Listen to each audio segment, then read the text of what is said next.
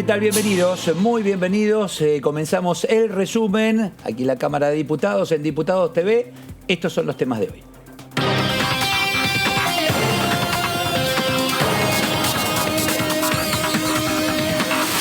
El bloque de diputados de Juntos por el Cambio formalizó ante el presidente de la Cámara de Diputados, Sergio Massa, su propuesta para designar al ex senador Miguel Ángel Pichetto como nuevo auditor para que cumpla el mandato de Jesús Rodríguez, que pasó a desempeñarse como presidente de la Auditoría General de la Nación. Participaron de la reunión los presidentes de las bancadas de la Unión Cívica Radical, Mario Negri, del PRO, Cristian Ritondo, de la Coalición Cívica, Maximiliano Ferraro, el vicepresidente de la Cámara, Álvaro González, y el propio Pichetto. Mientras el gobierno avanza con la intervención de Vicentín, la oposición propone alternativas para evitar la estatización. Lo hizo el ex ministro de la Producción y actual diputado nacional Luis Contigiani. Abarca la participación de la empresa de la Nación, la provincia y las cooperativas de Santa Fe. Tras conocerse un pico de contagios en el país y en particular en la región del AMBA, el presidente Alberto Fernández advirtió que se podría volver a fase 1. En Diputados TV repasamos la situación de la ciudad de Buenos Aires y en Formosa, donde se conoció el primer caso de aquella provincia.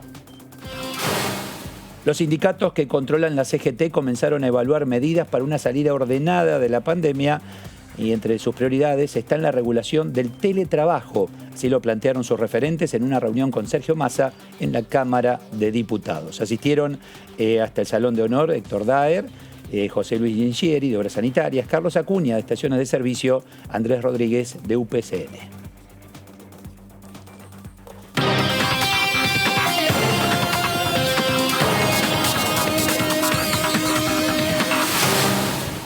Muy bien, señores, comenzamos este resumen. Hola, Jazmín, bienvenida. Bienvenida. ¿Cuántos colores, Bien, ¿viste? Bien, Estoy bien, colorida muy bien. hoy. El negro con colores, muy bien. ¿Qué tal, Fernando? Pero muy bien, acá estamos. Bueno, a ver, no hay resumen, por lo menos en estos últimos días, donde no tenemos noticias fuertes, como es el caso hoy, la reunión de Sergio Massa y la presentación que le ha hecho la oposición, ¿no? Sí, finalmente Miguel Pichetto va a ser auditor de la Nación.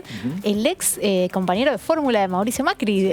Todo pasa tan rápido que nos olvidamos, pero después de esa candidatura había quedado medio, digamos, fuera de lo más público, pocas presentaciones, y ahora se confirmó finalmente. Si se acuerdan, la idea de él era ser el presidente, el titular, el jefe de la Auditoría General de la Nación, pero ahí Rodríguez. hubo, exacto, Claro, Jesús Rodríguez, claro. Porque ahí hubo una tensión interna dentro de Juntos por el Cambio, hubo una puja, un duelo, y ganó la UCR, que tiene más bancas, y bueno, pudo imponer a Jesús Rodríguez, y ahí había quedado libre. Ahora que Jesús Rodríguez fue a encabezar, había quedado libre su lugar. Entonces ahora se lo Bueno, ahí va a vemos ocupar imágenes Pichetto. de la reunión, lo que ocurrió hoy fue presencial. Vemos a cada uno de los referentes, el propio Pichetto obviamente estuvo también en este encuentro. ¿Qué significa este lugar para Pichetto? Sí, a ver, primero, será un premio consuelo para Miguel Pichetto, que venía primero, que quería ser vicepresidente de la Nación, no lo consiguió por los votos. Después quería ser presidente de la Auditoría General de la Nación, no lo consiguió por los acuerdos políticos que existen dentro de Juntos por el Cambio, y ahora consigue un lugar para completar un mandato hasta el año 2023 de Auditor General de la Nación, ¿no? Como uno de los auditores. Que no es un, a ver, no es un lugar menor. No, para nada. Estamos hablando de decir, bueno, Auditor General de la Nación, tenés allí el contralor de muchas actuaciones del gobierno. Quiero decir con esto, no es un premio así, es lo último que nos quedó. No, pero bueno, digo, si uno empieza a ver la escala de las preferencias que en su momento un sector de Juntos por el Cambio o un sector del PRO pensaba para Miguel Pichetto, uno podría entender que es un lugar menor. Es un lugar importante. La auditoría tiene digamos, la función de controlar lo que es el Estado Nacional, las cuentas del Gobierno Nacional. Me parece que va a ser un lugar importante y que Pichetto lo conoce, porque Pichetto estuvo trabajando prácticamente, yo te diría que en los orígenes de cómo se fue creando la Auditoría General de la Nación. Bueno, uno, a ver, si lo ves desde lo político, decís, bueno, le da cierta independencia también. Bueno, no está dentro del gobierno siendo oposición. No, hoy dejaban... ¿no? O sea, le da una independencia. Tiene que tener la independencia, la Auditoría General tiene que tener independencia. Pero te quiero decir, Pichetto, políticamente hablando, en su carrera, con alguna pretensión, eso se verá, le da independencia este lugar. Sí, y quedó hoy en claro que es un lugar del PRO. Hoy se destacaban esto como es un lugar que le corresponde al PRO y que el PRO decide dárselo a Pichetto con respaldo. Por eso hoy la foto acompañaron, bueno, Mario Negri, el jefe de la UCR, acompañó también Maximiliano Ferrara de la Coalición Cívica y obviamente Ritondo, que es del PRO, es quien lo propuso. Pero hoy dejaban en claro esto, que es un lugar del PRO. ¿Y por qué Pichetto? Bueno, ¿Por qué él?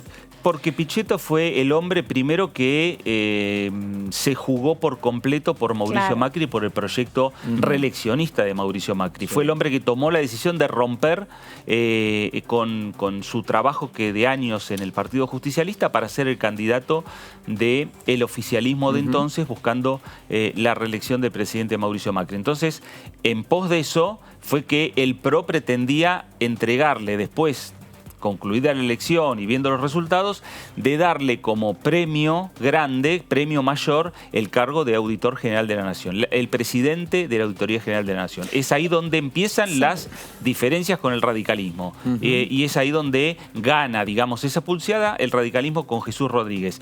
Y la segunda, digamos, el segundo lugar que quedaba es este de la Auditoría General de la Nación. Sin duda es un reconocimiento a Miguel Ángel Pichetto justamente por este gesto que tuvo, que fue importante, cuando lo quisieron echar hasta del peronismo a raíz de la decisión. Claro, exactamente. Donde es muy delicada toda la situación. Argentina en medio de esta pandemia, Argentina con necesidades económicas, de Argentina un gobierno que, a ver, hoy cumple 6 meses, Fernández de gobierno, ¿no? 6 meses.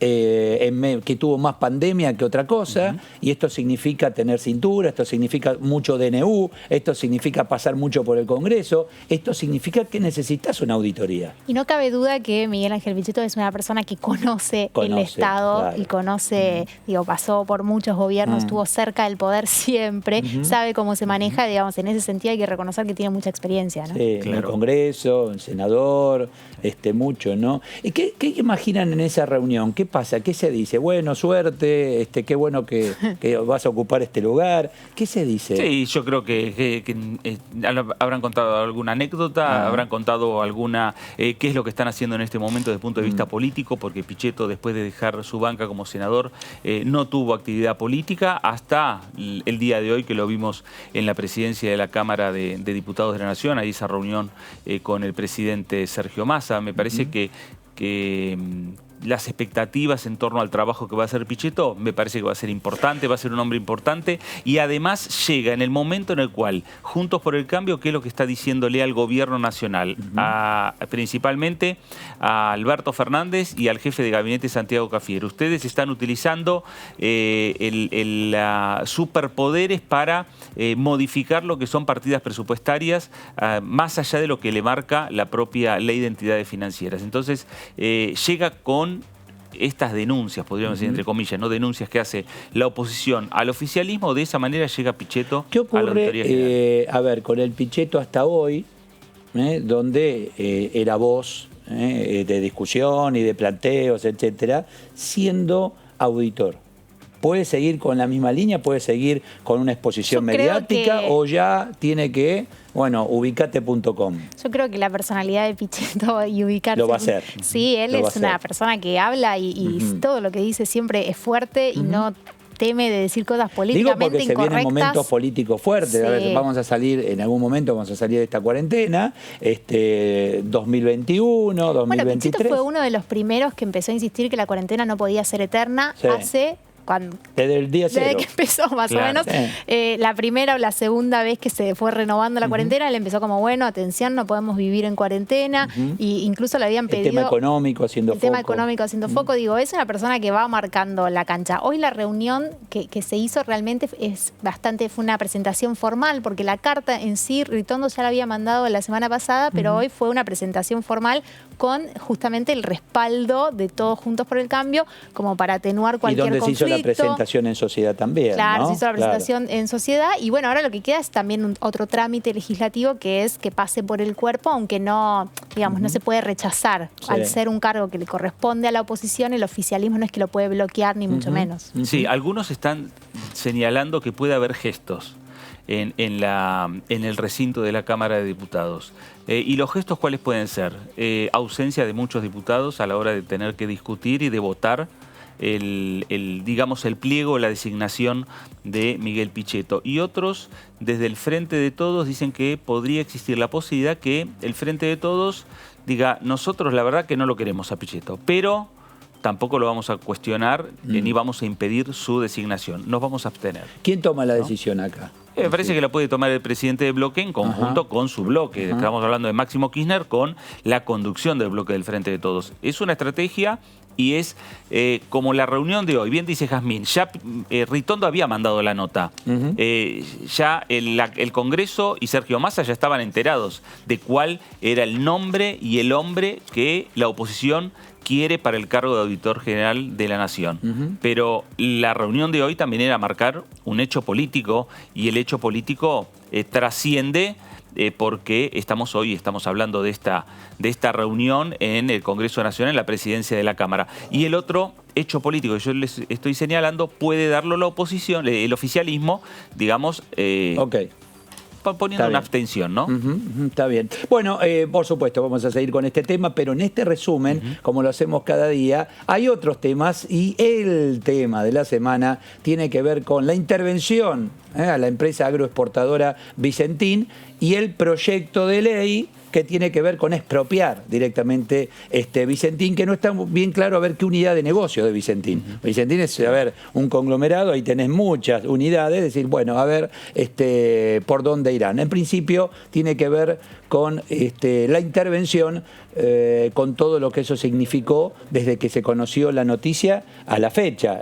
Por ejemplo, que no dejaron ingresar al interventor allí en Santa Fe, ¿no? Sí, y se armó esta marcha, ¿no? La gente, en auto, caminando, digo, la postal fue bastante importante, y no fue menor porque esa noche misma que pasaba esto en Avellaneda, se conoció hoy que el presidente Alberto Fernández tuvo una llamada telefónica y se comunicó con el CEO de Vicentín, con Sergio Nardelli, conversaron, y una de las noticias... ¿Nardelli lo llamó a él o él a Nardelli? El presidente lo llamó a Nardelli. Porque... a Nardelli le dijeron, tenés una llamada de Olivos, atendió... Claro, el presidente. Soy Alberto Fernández. No, porque, a ver, lo que se ha dicho, los mismos privados, ¿no, de la compañía, dice, nos enteramos por los medios. Claro.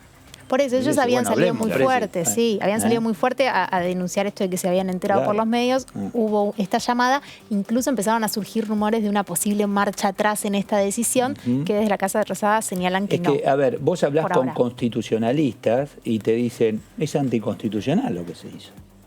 Bueno, eso mismo lo está planteando también Juntos por el Cambio. Juntos por el Cambio dice que va a ser una presentación en la justicia por denunciándolo al presidente de la Nación por abuso de autoridad. Bueno, a ver, mira, hoy charlaba Karin aquí en Diputados TV con Luis Contigiani, y esto decía en relación a este tema. Y desde mi experiencia vi una posibilidad, un desafío de encontrar una propuesta superadora, que tenga una visión de desarrollo y nos saque del conflicto y de la crisis para adelante de manera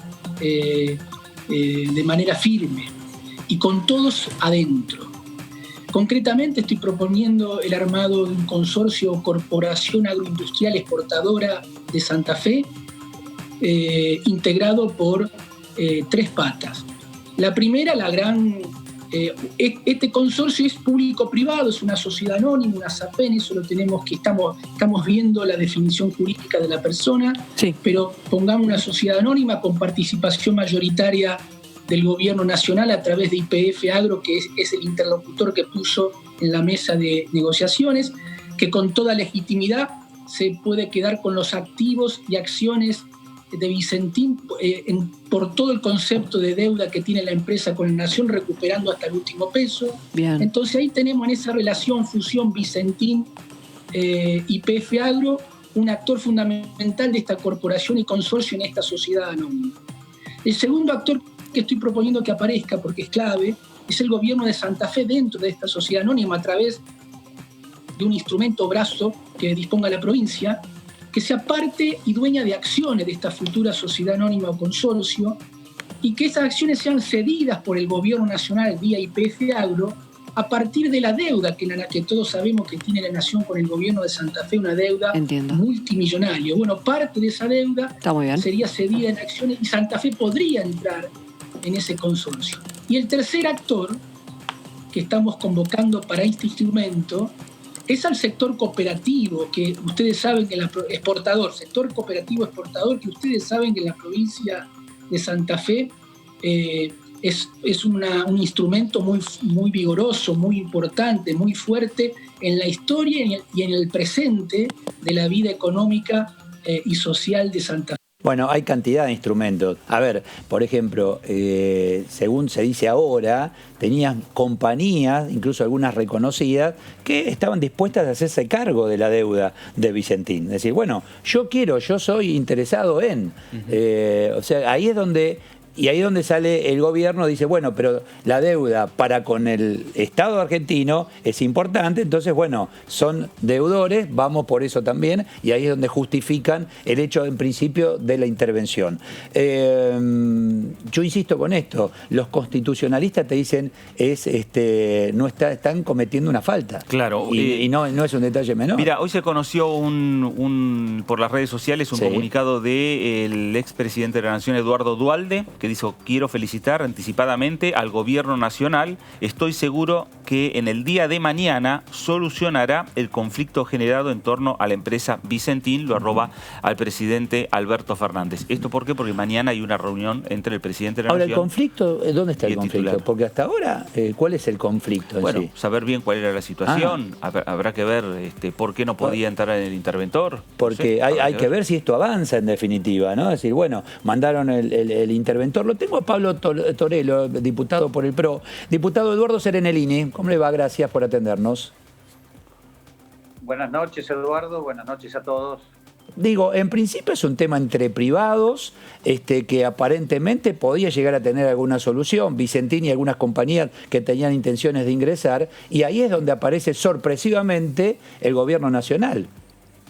¿Qué opina usted, Torello? Así es, por eso.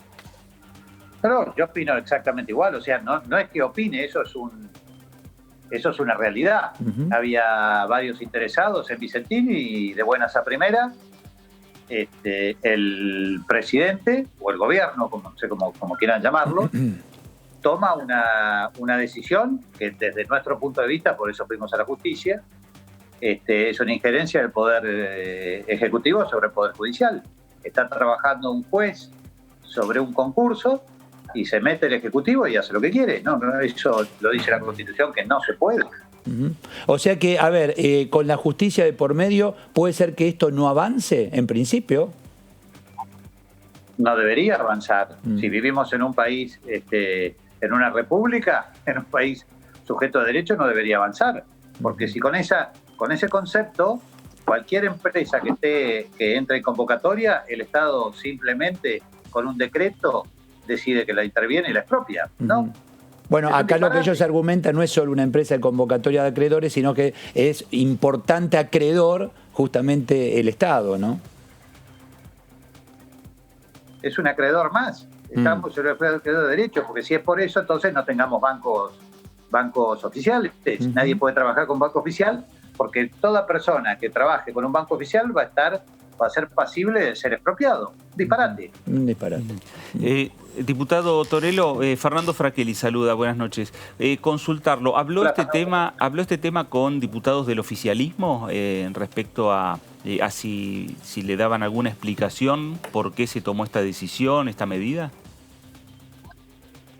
No, nadie, no pueden hablar, ellos no hablan. Son decisiones que se toman arriba y nadie habla, nadie dice nada. Yo no he escuchado a nadie, absolutamente a nadie, del frente de todos hablar de este tema. Bueno, se va a tener que hablar y se va a tener que discutir, porque si esto avanza y avanza en el Congreso, va a tener que entrar al Congreso el proyecto de ley por expropiación, ya no por intervención, eso ya es un DNU. Claro. Diputado, ¿cómo le va? Jazmín Bullerín lo saluda. Le quería consultar, en Hola, el Senado... ¿Qué tal? En el Senado es fácil para el oficialismo avanzar. ¿Qué cree que va a pasar en la Cámara de Diputados? Ustedes ya dejaron por sentado que no van a acompañar, lógicamente lo consideraron inconstitucional, ilegal. ¿Pero qué cree que puede pasar con el resto de los bloques?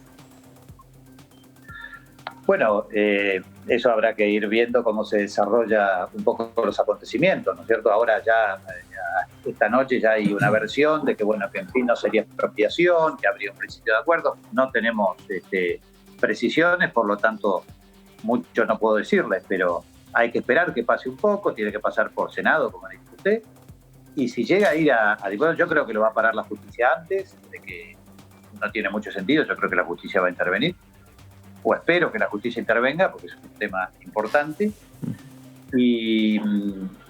y bueno, después habrá que ir esperando. Yo lo que creo que en diputados, Roberto Labaña ya dio su opinión, no puede tildárselo al señor Labaña de que sea de los nuestros, digamos.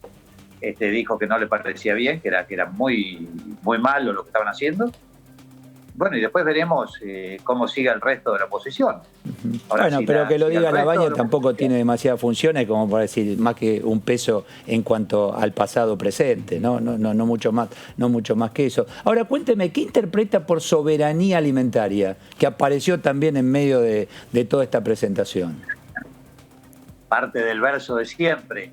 Acá disfrazamos todo de soberanía energética, soberanía de los cielos, soberanía aérea, soberanía del agua, soberanía monetaria, y eso significa aerolíneas, YPF, Aguas Argentinas y Chicone. Eso es soberanía. Es todo un verso para avanzar sobre algo. La soberanía alimentaria es una palabrita que inventaron los de Vía Campesina, que la FAO y la Organización Mundial de Comercio la rechazan. No existe. Lo que sí existe es la seguridad alimentaria, que es el derecho a alimentos sanos, seguros y en cantidad suficiente para ellos. Pero la soberanía alimentaria es un verso, y la soberanía alimentaria atenta contra el comercio. Por lo tanto, nosotros no podríamos exportar, China no podría importar, sería un desastre para todo el mundo. Eso es nada, es piripipí, como dicen. La soberanía alimentaria no existe. Suena lindo, pero no existe. Diputado, escuchando lo que usted está señalando y las respuestas que está dando, ¿podría haber un cambio o un principio de marcha atrás del gobierno en algo respecto a lo que rápidamente lanzó como una expropiación? Yo espero sinceramente que sí, porque la verdad que es... A ver, porque hay muchos factores. Por ejemplo, la expropiación. Para que haya una ley de expropiación se tiene que hacer como se hizo con YPF, previo pago. Ahora, nosotros no tenemos acceso al crédito, no tenemos acceso a nada. ¿Con qué le vamos a pagar, supuestamente? Ahora, es una deuda privada. Y el Estado, en el estado en que estamos, en default, sin acceso al crédito, en una situación realmente muy mala de la Argentina, ¿vamos a estatizar deuda privada? Bueno, ahí la pregunta aparece en medio de esta negociación, Torello, aparece la pregunta, es decir, bueno, esta situación ¿ayuda o perjudica en medio de estos términos ya en los últimos minutos de voy al default o no? ¿Ayuda o perjudica? Que no le entendí la pregunta. ¿Ayuda o perjudica en medio de la negociación intervenir y hasta la intención de expropiar una compañía? No, esto es un disparate, pero es un disparate. Se metieron en el medio de una compañía, yo no sé qué fabulan, si es que tiene todos los dólares o la alimentación, porque además es una empresa que tradea, porque la parte de granos es la que está comprometido, todo el holding no está comprometido. De hecho, no ha dejado de pagar a sus empleados, o sea, hay muchas empresas interesadas en comprarlo. Después a mí no me importa, a mí particularmente, después, bueno, si hay un tema ideológico, pero a mí no me importa que venga Cargill, o que venga Bunge, o que venga Cofco, porque a nosotros nos importa mucho la cerealera, pero nosotros tenemos una base china donde cedimos soberanía en el sur. Entonces, no me cierra nada la soberanía alimentaria, del puesto de trabajo, nada, porque no despidieron a nadie. Ahí está todo el mundo trabajando y hay empresas que quieren adquirir parte de eso. O sea que lo único que hace esto es venir a hacer ruido dentro de una negociación. Diputado, ¿qué tal? Sí. ¿Cómo, digo, en el oficialismo parte de lo que señalan es que la situación de Vicentín llegó a este punto por los préstamos que les dio el banco durante el gobierno de Mauricio Macri? Por lo tanto, culpan, digamos, en parte a los préstamos que dio, teniendo en cuenta que probablemente no los iba a poder devolver. ¿Qué responden a esto? Es que respondemos, y si nosotros somos responsables de eso, los primeros 190 millones de dólares se los dio Cristina.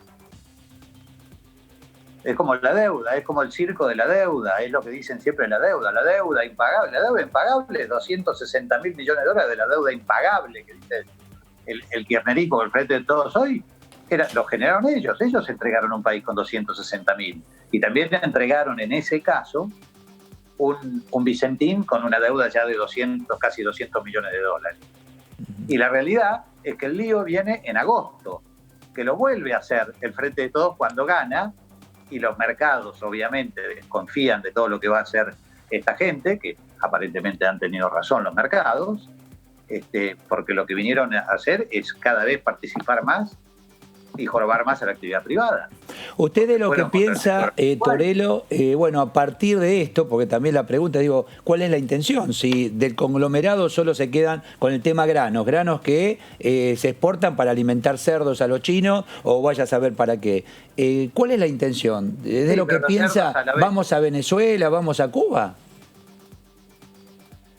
No, son lo que pasa que es el famoso expropio ese de Chávez.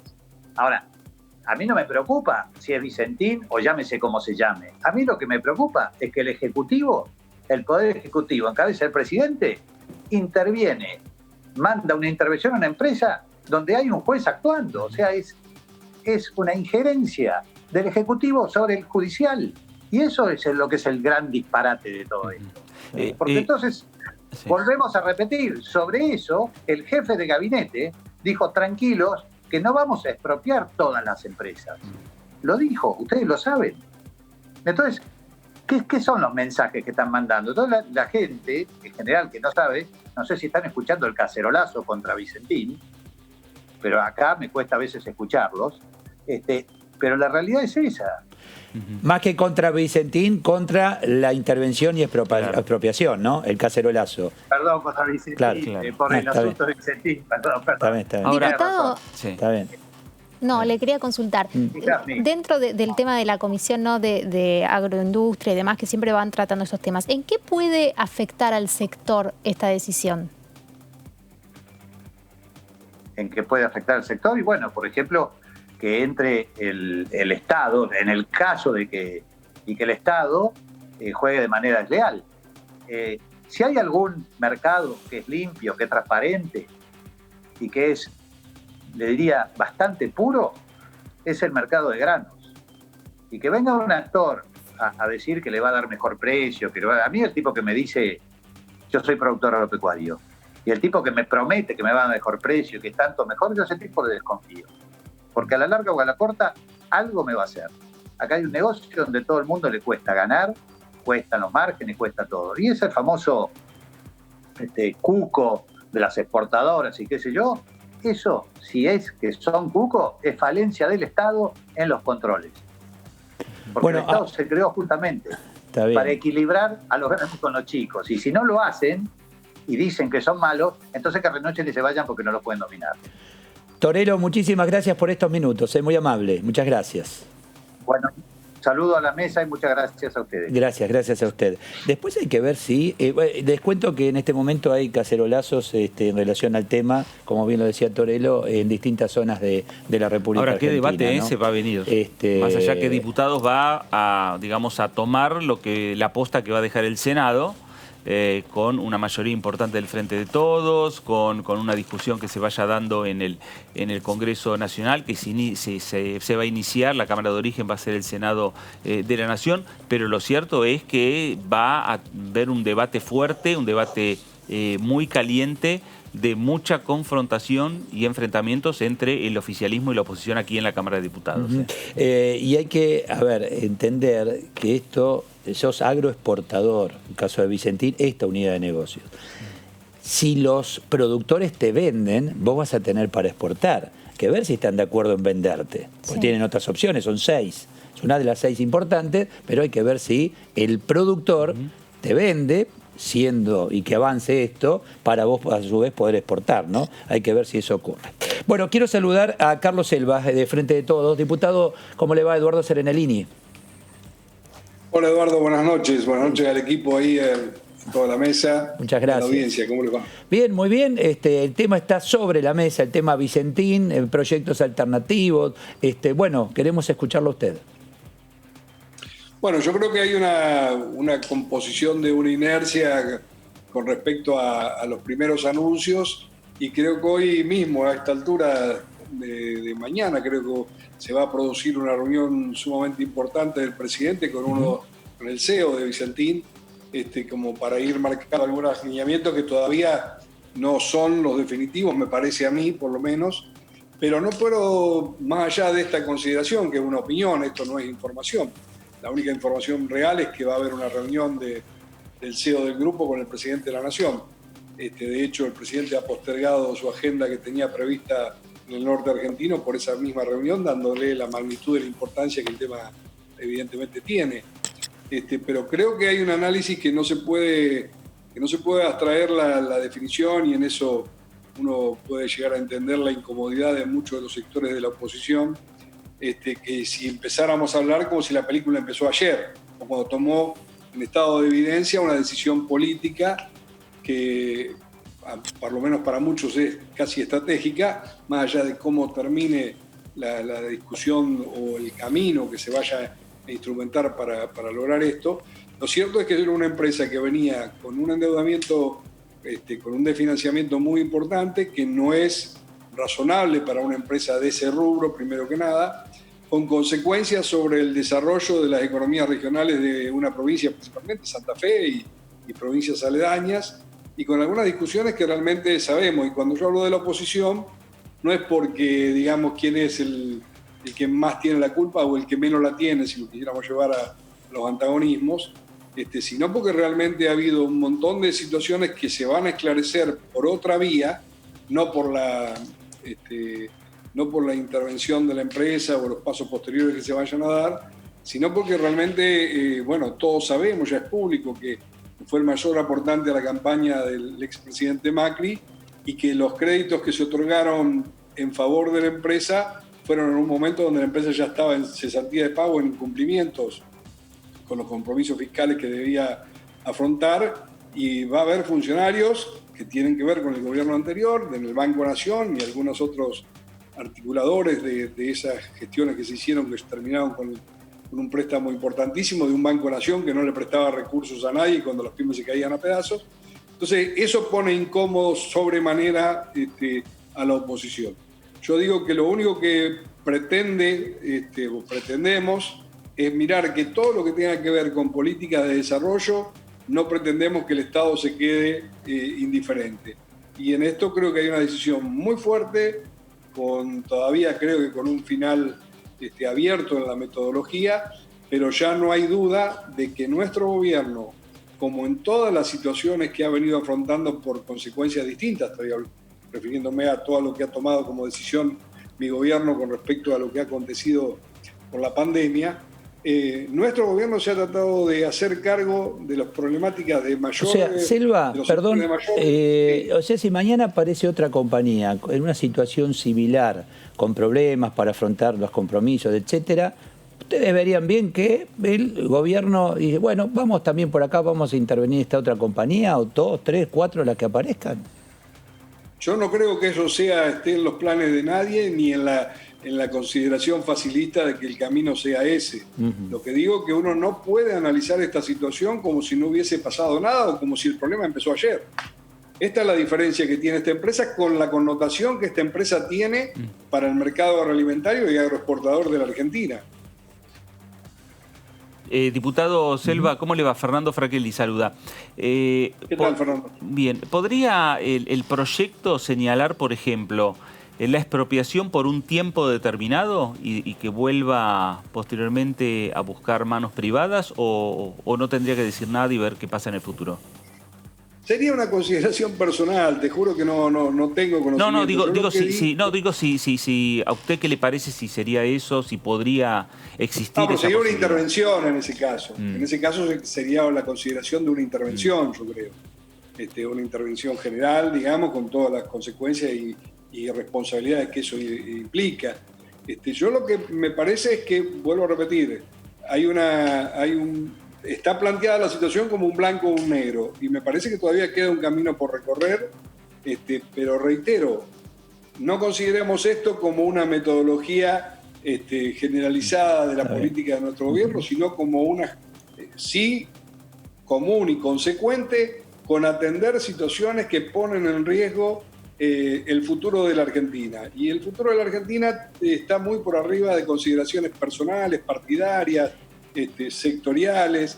Entonces, digo, nuestro gobierno ha demostrado que ha actuado en todos los frentes posibles, con mayor celeridad, con menor celeridad, con aciertos, con errores, por supuesto, en una complejidad como la que se encontraba en la Argentina, el aditamento de la pandemia, pero no ha estado indiferente. Entonces, ¿por qué se pretende que en estas circunstancias, donde hay un montón de elementos que son de dudosa, digamos, espontaneidad, digamos, para decirlo de la mejor manera más decorosa, nuestro gobierno se queda aplaudiendo? Selva, según dicen el propio sector, ¿no? Hay interesados del sector privado de poder avanzar, están en una convocatoria de acreedores, legalmente hay un juez de por medio.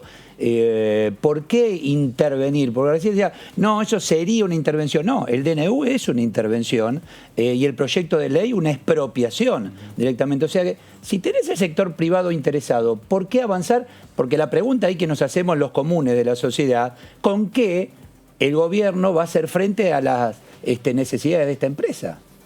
¿Con qué recursos? A las deudas que la empresa tiene. Pero por eso digo, me parece que todavía hay un capítulo que no está escrito y que no está visto. Okay. Lo que digo es el Estado, pero esto es opinión, Sí. Esto es opinión. Lo que digo es que claramente nuestro gobierno no se ha mantenido indiferente a una empresa que define rumbos estratégicos de la política agrocomercial de la Argentina. No se ha mantenido al margen. Si la metodología es la acertada, bueno, veremos cuando se termine de definir cuál es la metodología, que todavía está en trámite. Bueno. ¿Usted cree que entonces puede haber, si no es una marcha atrás, digo, después de la reunión de mañana, alguna otra opción de capitales mixtos con presencia del Estado o alguna otra opción, digamos, más neutra? Bueno, la verdad que uno lo que pretende es que, o por lo menos considera, de que una reunión de las dos partes que están en, pongámosle la definición de conflicto, no porque sea una pelea, sino porque hay un conflicto de intereses, si se reúnen es porque se busca un camino intermedio. Yo interpreto eso. Tengo que interpretarlo por la lógica de lo que es el diálogo en gente que tiene responsabilidad y con la magnitud y la dimensión que ha tomado esta situación. Así que yo entiendo que si va a haber una reunión es porque las posiciones no están cerradas. ¿Tiene que ver la reacción de Avellaneda allí en la localidad donde se avanza con la empresa? ¿La reacción de la sociedad, de la comunidad? Esto es decir, llamó el presidente, mañana se reúne con el titular de la empresa, Vicentín. Sí.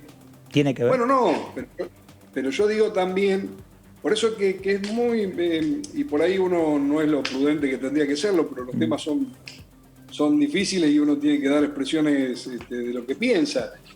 No se llegó por nada a esto. La empresa venía incumpliendo con determinados productores chicos que habían entregado sus cosechas y que no fueron resarcidos pecuniariamente lo que correspondía. Hay una consideración bastante fundada de que la empresa hacía un margen de evasión con buques de la empresa subsidiaria que tiene en Paraguay y que en definitiva venían buques no con la carga completa y que se terminaban de completar en Argentina y salían como si fueran producción granaria que no era de la Argentina para no pagar las retenciones que corresponden. Hay un montón de cosas que para mí se tienen que aclarar. Por eso digo, yo entiendo a la comunidad y entiendo en este momento donde hay, digamos, está en debate todo el comportamiento de nuestro gobierno, porque la gente está cansada del encierro, porque tiene, por supuesto, las grandes preocupaciones por la situación económica y todo lo demás. Lo que digo es que no hubo la misma consideración y en el camino hay un montón de gente que estaba pendiente de que tuviera la voluntad de la empresa de cumplir con sus obligaciones. Y si no, quedaban empresas desaparecidas. Diputado, entonces... Lamentablemente... Sí. Diputado, entonces, si el gobierno no hacía nada, había un conflicto en puerta desde el punto de vista con los trabajadores o desde el punto de vista social. Pero eso no está ni siquiera en duda. La magnitud del conflicto por el endeudamiento de la empresa, algunas reducciones patrimoniales, por algunos desprendimientos de patrimonio que hizo la empresa de una magnitud importante, hacen suponer, tenemos el derecho a pensarlo, porque, reitero, estamos hablando de una empresa que tiene un pasivo de 1.300 millones de dólares en un rubro donde no existe una empresa de esa magnitud, de acopiadores de esa magnitud, que tenga pérdidas. Entonces, digo, hay muchas cosas. Yo entiendo a los ciudadanos porque la mayor preocupación es la incertidumbre del futuro. No conocían el presente de la empresa, o no lo conocían o no estaban en el análisis cotidiano de la sociedad de Avellaneda la situación real de esto. Por supuesto, ahora se plantea una incertidumbre y la gente sale solidariamente a reaccionar. Eso es entendible, es respetable. Lo que digo es que no puede ser el mismo comportamiento de un Estado que pretende mirar hacia adelante cómo la Argentina se vuelve a poner en marcha y no somos netamente dependientes de situaciones que no podamos manejar. Diputado, y si efectivamente el proyecto llega a la Cámara, primero a la Cámara de Senadores, donde el oficialismo está más cómodo para poder aprobarlo, pero si llega a la Cámara de Diputados, ¿cree que se puede llegar a aprobar una expropiación? Yo considero que si llega, evidentemente ha pasado un proceso de análisis profundo, porque el Senado obviamente responden a las provincias, hay una madurez en el sentido de lo que significa esto, más allá de que haya mayorías o minorías. La realidad es que se está tomando una decisión muy importante, si se toma, y para mí a la Cámara de Diputados va a llegar con muchísimos temas más esclarecidos. O sea que si sale con aprobación, yo considero que habrá que escuchar debates, habrá que escuchar fundamentaciones, pero va a llegar un proyecto mucho más consolidado. Muy bien, muy bien. Bueno, cambiamos de tema. Hoy es un día muy importante. A las 11 de la mañana se llevó adelante la bicameral y donde usted fue nombrado como presidente. El dato es importante, tiene que ver con la biblioteca del Congreso y pusieron a disposición más de 3 millones de recursos virtuales. Cuéntenos un poquito, Selva. No, la realidad es que la Biblioteca del Congreso es una herramienta desde el punto de vista cultural y literario de una magnitud, es la biblioteca más importante de la Argentina. Somos el representante en la Argentina de la Federación Internacional de Bibliotecas del Mundo para toda Argentina y Latinoamérica, el representante de la Biblioteca del Congreso, más allá de a veces los ataques que se han hecho sobre esa institución. Yo he formado parte como vocal de la comisión y por supuesto me he involucrado un poco más en el desempeño que ha tenido todo el personal de la biblioteca en la oferta cultural que han tenido, y realmente creo que eso es algo que lo estamos poniendo cada vez más en evidencia, estamos trabajando. Ustedes han hecho su colaboración en este sentido al poner en evidencia lo que la biblioteca se desarrolla. Hoy hay una oferta literaria a través de los códigos QR de libros que realmente están de acceso, que realmente no toman la dimensión de conocimiento de la sociedad para aprovecharlo, pero en lo que se trabajó en la pandemia, donde fortalecimos algunos en base a la predisposición del hasta ayer presidente de la biblioteca, que era el senador Juan Carlos Marino, pusimos una estrategia de trabajo donde poníamos en un momento de pandemia y de encierro, estos elementos a través de la vía remota. Las bibliotecas tienen un rol realmente complementario para saciar el ocio, para el enriquecimiento cultural y demás. Y realmente hubo 1.150.000 interacciones. Hubo más de 60.000 visitas a la página en estos últimos días. O sea, hay un rol. Eso está en un dato, en un informe comprobable, que se lo vamos a acercar para que lo tenga evidentemente este complemento nuestro de tan importante que es Diputados TV, pero evidentemente se van a sorprender ustedes, y reitero, con todos datos comprobables, el trabajo y el esfuerzo que ha venido haciendo toda la gente que trabaja en la biblioteca, el desempeño del rol administrativo, y que realmente había que darle un ordenamiento porque es una institución que tiene mucha responsabilidad desde el punto de vista de patrimonios edilicios y demás, y que había que darle un orden. Está muy bien. Y he tenido la suerte y la deferencia de que me hayan designado bueno, esa responsabilidad. Felicitaciones entonces, a seguir trabajando, y felicitaciones a todo el equipo. Gracias, Elba, muy amable, muchas gracias. No, muchas gracias a ustedes. Gracias, muy amable. Bueno, la Biblioteca del Congreso puso a disposición entonces estos más de 3 millones de recursos virtuales, y la más importante de la República Argentina. Y que yo te diría que ahora no hay que hablar de Biblioteca del Congreso, hay que hablar de centro cultural, centro teatral. Ha crecido en los últimos años en una magnitud importante en lo que tiene que ver con la cultura, más allá de lo que tiene que ver con la biblioteca, con la hemeroteca. Y se suma la tecnología. Fíjate que hablaba de ya código QR como para poder avanzar en toda la bibliografía. Bueno, seguimos haciendo el resumen en este día. Ahora el tema tiene que ver con el coronavirus, este nuevo coronavirus, este COVID-19, la pandemia y los casos en la República Argentina. Hoy la novedad, estamos hablando de un nuevo récord, 1.226 nuevos casos en cuanto a infectados. Por eso, durante la programación de hoy, hablamos con Omar Sued, es infectólogo, integrante del comité de expertos que asesora al presidente Alberto Fernández, y esto decía. Todas las estimaciones eran peores de lo que está pasando. O sea, claramente la cuarentena puso mucho, digamos, redujo mucho el potencial de afección por el COVID, y de hecho tenemos 18 provincias que salieron de la cuarentena, y todas estas 18 provincias tienen centros de campaña, tienen guardias reforzadas. O sea, la verdad que es mucho menos de lo que esperaba. Lo que pasa es que en el último mes, en las últimas semanas, habíamos empezado incluso a pensar en una posibilidad de contener totalmente la epidemia. ¿Sí? Claro. Nosotros nos iniciamos, como todo el mundo, preparándose para lo peor, como todo el mundo preparándonos para que el sistema no se sature, pero a medida que los datos fueron llegando de los diferentes países, muchos países cayeron, claudicaron, digamos, España, Italia, Francia, Inglaterra, pero algunos países del sur, sobre todo, pudieron implementar medidas de cuarentena así feroces como la nuestra, y lograron contener muchísimo la infección, ¿no? Australia, Nueva Zelanda, Uruguay, que es muy chiquitito, igualmente son países digamos, muy limitados, no tienen la complejidad que tiene nuestro país. Pero en ese contexto, y viendo cómo había evolucionado bien Córdoba y Rosario, yo personalmente, a mí me asusta, porque yo personalmente tenía la ilusión de poder, hasta que se declaró el brote de los barrios vulnerables, la situación en Cabayamba parecía muy optimista, ¿no? Ahora la situación es un poco más cauta, porque estamos en ese juego de que si se nos va de las manos, el sistema se puede saturar, y por eso hay que poner todo el foco, toda la energía en lograr detectar la mayor cantidad de personas en la ciudad de Buenos Aires.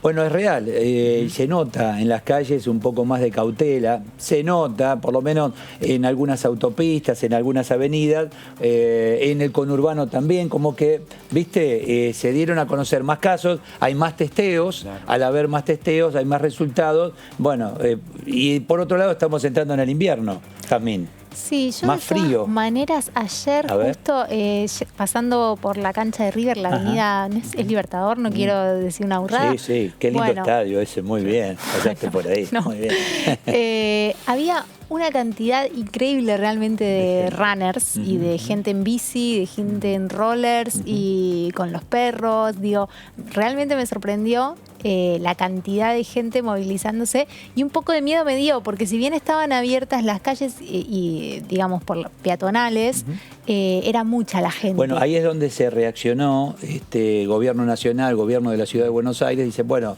algo tienen que hacer. Entonces, entre las 19:30, viste, van a hacer peatonal algunas avenidas. Igual se necesita, yo lo que creo que también se necesita responsabilidad de la sociedad.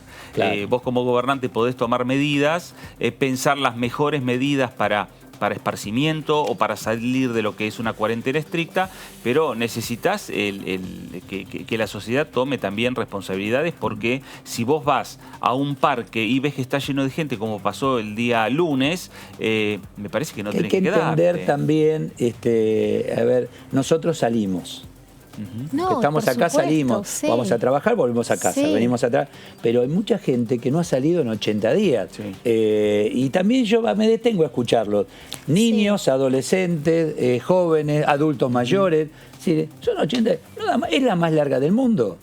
El mundo no tuvo que soportar lo que se soporta en Argentina, ¿no? Sí, el beneficio de haber empezado la cuarentena, recién decía el infectólogo que el panorama es mejor de lo que se esperaba, digamos, si se hacían cálculos los más negativos, estamos lejos de eso, gracias a que se puso la cuarentena pronto. También es cierto que llega un momento en donde estamos llegando al pico y la cuarentena... ya pareciera que no aguanta, que la gente, y sobre todo que el gobierno, hoy se hablaba en algún punto de volver a restringir algunas actividades o algunas cuestiones también incluso industriales, y la alerta de no hay forma que está recibiendo el gobierno, que lo hace pensar. El mundo que ya salió del confinamiento. Claro. Ves Italia, España, decís, mirá, y uno cree que estamos en esa fase, y no, estamos nosotros en otra situación. De este tema de runners, de la situación en la calle, habló Mara Brauer, estuvo con Melina aquí en Diputados TV, y eso decía. Me parece una locura que se la agarren con los runners, con los que corren, porque la verdad me gusta hablar en castellano, en español. Sí, totalmente. Y aparte, bueno, ustedes saben que qué sé yo, el tema de hacer ejercicios, del caminar, previene el cáncer, previene enfermedades circulatorias. A mí me parece que lo de la salida a correr y a caminar debería haber estado mejor organizada. Es decir, esto de suponer que no iban a salir, se supone que son gente que gobierna hace 13 años la ciudad. Vos ya sabés lo que son cada vez que se hace una maratón. Entonces tenés que tener el número. Digo, de la misma forma que se nos reprochó a nosotros, tendrían que haber sabido cuántos jubilados iban a ir a cobrar ese famoso viernes. Bueno, ellos deberían haber sabido cuánta gente iba a salir a caminar y organizado de mejor manera, por documento, o a ver, como están haciendo ahora, de ampliar no solo a los parques, sino a las calles, cortar el tránsito a las calles adyacentes. Y bueno, y fundamentalmente algo que no tiene que ver con la cuarentena, pero todo lo que se hace mal en la gestión, en la cuarentena repercute, es que la ciudad no tiene espacios verdes en proporción a lo que debería tener. Porque acá el negocio inmobiliario, desde que asumió Macri, está a la orden del día, y los espacios verdes no van en esa misma escala. El gobierno de la ciudad dice que hay 6 metros cuadrados por habitante. Las organizaciones dicen que son 4, pero así todo, ni sean 6 ni sean 4, la Organización Mundial de la Salud dice que tiene que haber entre 15 y 20 metros cuadrados por habitante. Ahora, yo les hago una pregunta, los runners, la gente que miraba a la gente, ¿ustedes caminaron o por lo menos pasaron por el conurbano bonaerense? A las 10 de la mañana, y la cantidad de gente en las calles principales. A ver, en realidad está pasando, y tiene que ver con este hartazgo de decir, bueno, ¿hasta cuándo tengo que estar guardado en la cueva? Claro. Pero no es solo, digo para no demonizar, viste que es muy nuestro eso. Los runners son malos. No, claro, bueno. Yo dije los runners, pero digo, la gente que por ejemplo, que yo vi ayer, que me parecía un montón, obviamente no eran todos runners, o sea, era gente que salía a caminar, era gente que trotaba y tenía porque ganas tenía ganas, claro, de salir, es el horario que le dispusieron. Sí, a lo mejor también un poco el primer día, fueron esta primera semana que se van a ir acomodando y también van recibiendo la información de los casos que van sumando. Eso también hace que, que estuvo 80 días sin salir de su casa, esté pensando, decir, bueno, antes de salir del día 81 salgo del día 82.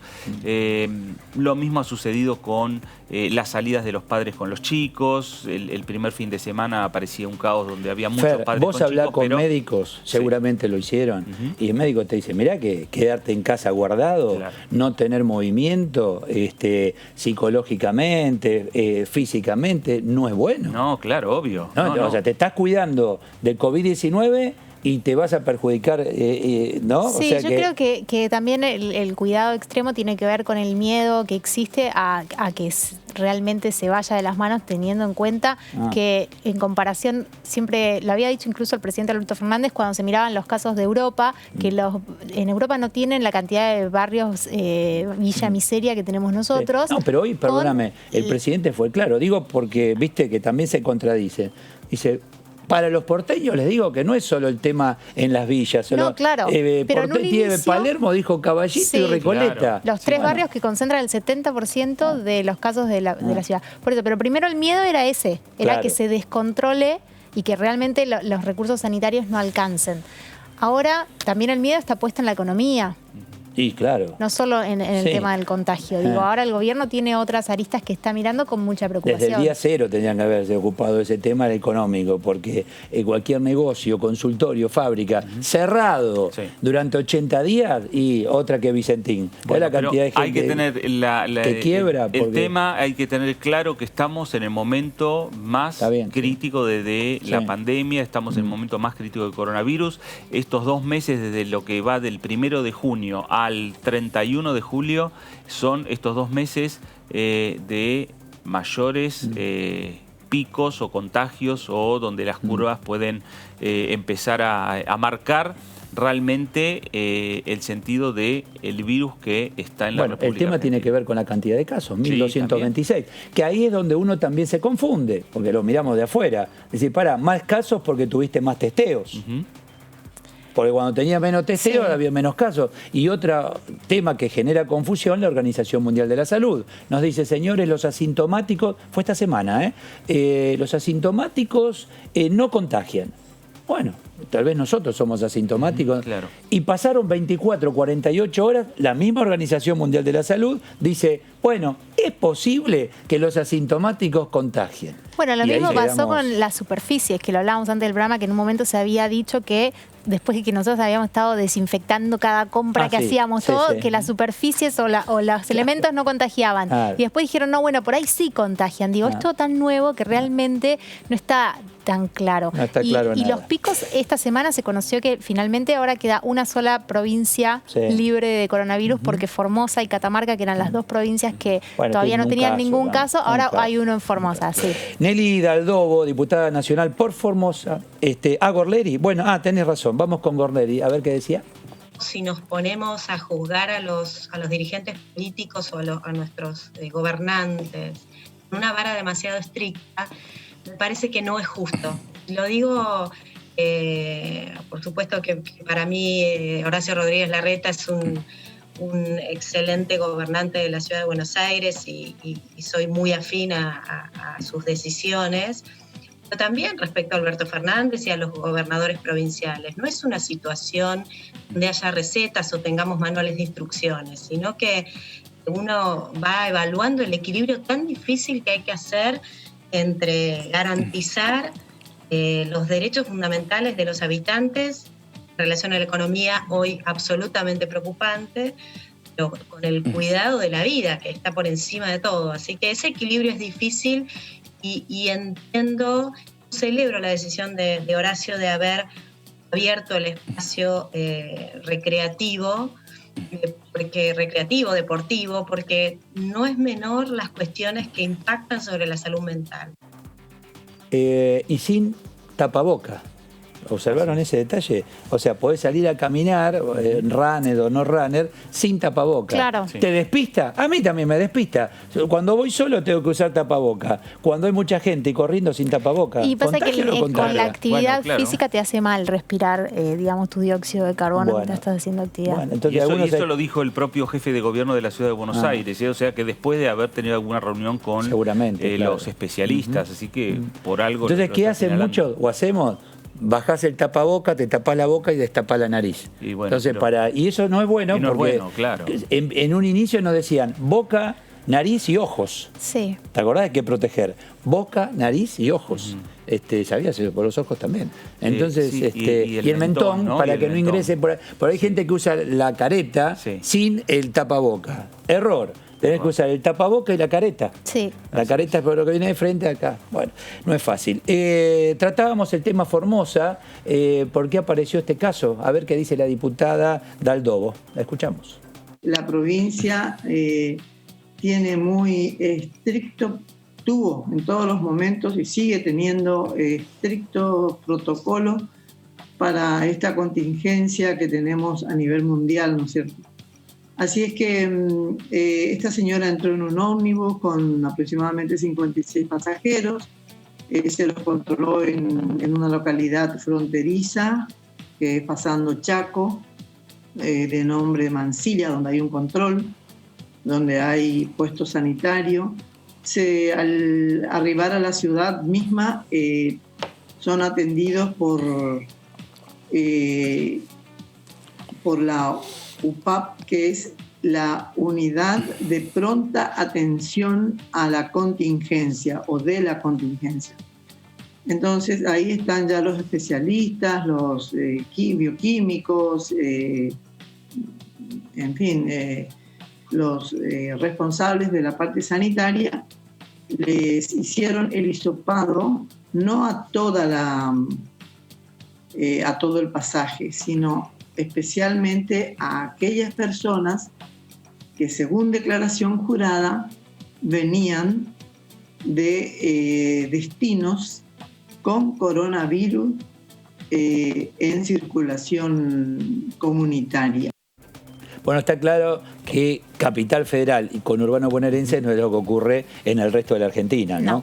Es otra realidad. Incluso en el interior de la provincia de Buenos Aires también. Claro, también, porque cuando hablamos de la provincia de Buenos Aires, principalmente se habla de lo que es el primer, segundo, tercer cordón de lo que es el conurbano, que ahí suman aproximadamente 40 municipios de la provincia de Buenos Aires, pero el resto de la provincia de Buenos Aires está con una situación distinta, una situación diferente, y que están prácticamente semana a semana conversando los intendentes con Bianco, que es el jefe de gobierno, jefe de gabinete de Axel Kicillof, para que la cuarentena sea más flexible en esos municipios. Incluso les están pidiendo hacer hasta turismo bien regional, ¿no? Claro. Ahí dentro de los municipios o de un municipio a otro. Provincia de Buenos Aires. Después tenemos provincias directamente que hasta están disfrutando ahora sus vacaciones de invierno. O sea que se habló del 82%, lo dijo en la última conferencia el presidente cuando anunció esta nueva etapa de la cuarentena. Sí, y en las últimas horas, hoy casualmente, el propio ministro de Educación, Nicolás Trota, estuvo hablando que en gran parte del país están trabajando para ver si las clases se retoman después de las vacaciones de invierno, es decir, en el mes de agosto. Se deja excluido lo que es provincia de Buenos Aires y lo que es la ciudad de Buenos Aires. Por lo menos, va a ser escalonado, ¿no? Con protocolo. Los chicos van a estar, creo que 2 metros de un banco a otro. El docente con máscara, como para que se le pueda ver el rostro, pero va a poder la clase presencial. Bueno, pero todo, primero ahora nos tenemos que ocupar y mucho lo que es Capital Federal y Gran Buenos Aires, por lo que charlábamos recién, ¿no? Estamos en un momento clave, crítico, así que vamos a ver cómo sigue la historia. Bueno, vamos a otro tema en este resumen, tiene que ver con el pensar en relación al día después de la cuarentena. Entonces, ¿qué hace? La CGT con el presidente de la Cámara de Diputados, representantes de distintos sectores dentro de la CGT, con el presidente de la Cámara, Sergio Massa, dice, vamos a tratar el tema teletrabajo, Jazmín. Sí, una realidad esto, ¿no? Que existía desde antes, pero que ahora de repente todos somos teletrabajo. Digo, había un grupo de gente, generalmente los más independientes o algunas multinacionales que tenían un día de teletrabajo, y ahora todo el mundo estamos con teletrabajo. Y la realidad es que no hay límites. Y está bueno que exista una forma de, bueno, ¿límites empecemos... en qué sentido? ¿Es decir, horario de trabajo? Límites en cuanto a derechos, obligaciones, y límites, sí, en horarios y demás que entran en estado líquido en el teletrabajo. Si yo hago horario de oficina de 9, tengo mi horario de desayuno, mi horario de almuerzo, y termino a las 3 de la tarde, a las 4, bueno, no me llames a las 9 de la noche por un tema de oficina. Es que todo el mundo está diciendo que los que estamos en teletrabajo estamos trabajando más que cuando estábamos yendo a los lugares, eso es así. Quiero volver a la oficina. Claro, bueno, hubo una encuesta que marcaba que sí, que había gente que prefería volver a trabajar, incluso entre la gente joven, porque la gente joven generalmente no tiene las grandes casas. Tenemos departamentos pequeños y estamos como es asfixiados. Cierto, es muy importante porque decir, y algunos trabajadores decían, bueno, la verdad que está bueno, estoy en casa, trabajo en pijama, no sé, ¿viste? Pero cuando empezaron a ver números, consumís más electricidad, consumís más internet, consumís más café. Eso también lo miran las empresas y le empieza a gustar el teletrabajo. Del otro lado, claro. No, y después están los interrogantes. ¿Qué pasa si uno está haciendo un teletrabajo y tiene un accidente en su casa? ¿Cómo se contempla? Es ahí donde tiene que entrar ¿La el RT rol. cubre o no cubre? Entonces ahí es donde tiene que entrar el rol de la Confederación General del Trabajo, los sindicatos, y las herramientas legales que le tiene que dar o pedir a dónde, acá al Congreso. Por eso la reunión de hoy de Sergio Massa con los principales dirigentes de la CGT. ¿No? Regular el teletrabajo. Algo, por supuesto, después tendrá la decisión cada empresa, es decir, incorporo teletrabajo o no lo incorporo, ¿no? Es más, algunos están hablando, bueno, voy a bajar la cantidad de metros cuadrados de oficina de esta manera y que cada uno trabaje en su casa. Funciona, son realmente operativos. Bueno, a ver, Maga hoy habló aquí en Diputados TV con Hugo Yasky sobre el tema. Y esto decía. Yo creo que la ley de contrato de trabajo en realidad no hay que tocarla.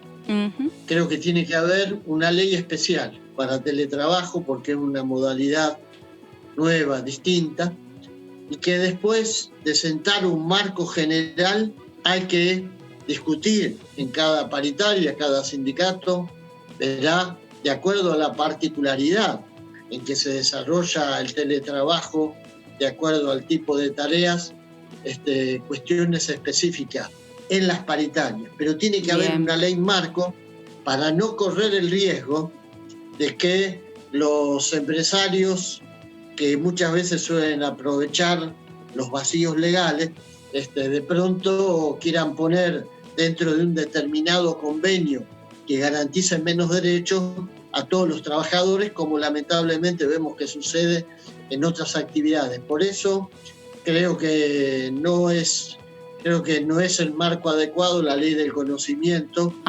porque quedaría muy diluido un tema que es muy importante para los trabajadores. Bueno, discutirlo con cada sindicato es clave, porque no es lo mismo un textil que alguien que esté relacionado con la salud o un administrativo, ¿no? Sí, seguro. Bueno, pero también vos podés tener una empresa textil donde vos necesitas un sector, un grupo de trabajadores que estén en la fábrica y a lo mejor la parte administrativa la podés hacer por teletrabajo. Está bien, bueno, habrá que ver de qué manera se puede implementar. Ahí tenemos imágenes de la reunión, me parece muy bien porque tiene que ver con vamos armando agenda hacia futuro, y está muy bien. Sí, seguro, no. Lo que estaban barajando ellos es una modificación a la ley de contrato de trabajo, ¿no? Como para que quede claro que no sería un proyecto nuevo, sino una variación para que se contemple y que si hay acuerdo entre el gobierno y los sindicatos, bueno, podría salir rápido. En un momento donde también tenés prioridades en relación a salarios, más ayuda para las empresas, qué va a pasar con el aguinaldo. La propia CGT ha dicho, no queremos aguinaldo en cuotas, el aguinaldo que se pague. Las empresas dicen, no estoy facturando, no puedo pagar. Y en el mientras tanto también tenés que pensar en estas cosas porque tiene que ver con la realidad hoy y el futuro inmediato. Hablando de futuro inmediato, la agenda aquí en la Cámara de Diputados para mañana, ahí ya vamos viendo cuáles son los temas que se van a tratar mañana en comisión y la actividad. A las 11 horas, Ciencia, Tecnología e Innovación Productiva, una reunión informativa con especialistas. A las 15 horas, Conjunta de Legislación Penal y Mujeres, Diversidad, reunión informativa con especialistas. Y a las 18, Defensa del Consumidor, del Usuario y de la Competencia, una reunión informativa con la Secretaría de Comercio Interior o la Secretaria de Comercio Interior, Paula Español. Una agenda bien cargada mañana aquí en la Cámara de Diputados. Son temas que nosotros en el resumen, ustedes saben, una vez finalizado el día, conocemos qué se dijo en cada comisión, quiénes visitaron, el trabajo aquí en DTV, en cada uno de los programas, y luego hablar con los protagonistas como lo hemos hecho hoy. ¿No es así? Los contagiados de hoy, perdónenme, pero es un dato que hay que tener en cuenta. La cantidad de contagiados de hoy son 1.226. Suma más de 26.000 en total. En total, desde que comenzó la pandemia, aquí la situación en la República Argentina, estamos hablando, reitero, es récord. Usted esto ya lo va a encontrar en nuestro día a día, 1.226 casos, lamentablemente, de acuerdo a la cantidad de testeos que se ha hecho. No, ¿sí? claro, y además esto lo que marca cuando los funcionarios de gobierno, los que tienen responsabilidades, hablamos del presidente, el gobernador, el jefe de gobierno de la Ciudad de Buenos Aires, las medidas que van tomando día a día o van analizando, van viendo si es necesario una cuarentena más estricta o más flexibilizada. Gracias, Fernando. Muchas gracias. Gracias, Jamín. Muchas gracias. Gracias a todos. Seguimos siempre aquí en el resumen en Diputados TV. Gracias.